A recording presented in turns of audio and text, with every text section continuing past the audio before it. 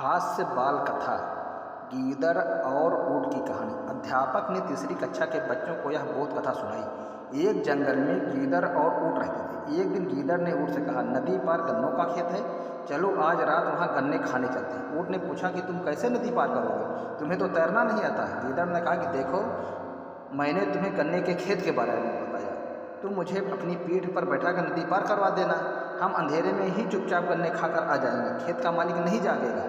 दोनों नदी पार कर खेत में गए और पेट भर कर गन्ने खाए। ऊँट ने कहा, चलो वापिस चलते हैं। लेकिन गिदड़ अचानक गर्दन ऊपर उठाकर हुआ हुआ करने लगा। ऊँट ने उसे रोका कि ऐसा मत करो, खेत का मालिक जाग जाएगा और हमें मारेगा।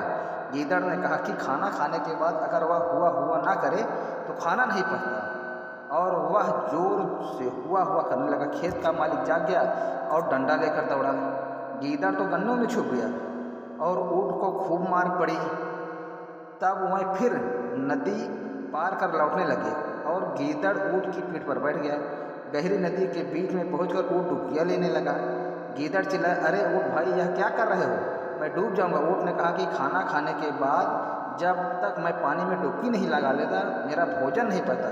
ऊँट ने एक गहरी डुबकी लगाई और गीदड़ डूब गया। अब अध्यापक ने बच्चों से पूछा, बच्चों, इस कहानी से क्या शिक्षा मिलती है? एक बच्चे ने उठकर कहा, इस कहानी से शिक्षा मिलती है कि खाना खाने के बाद हुआ हुआ नहीं करना चाहिए। दोस्तों, कहानी पसंद आई हो तो चैनल को लाइक सब्सक्राइब जरूर करें। धन्यवाद।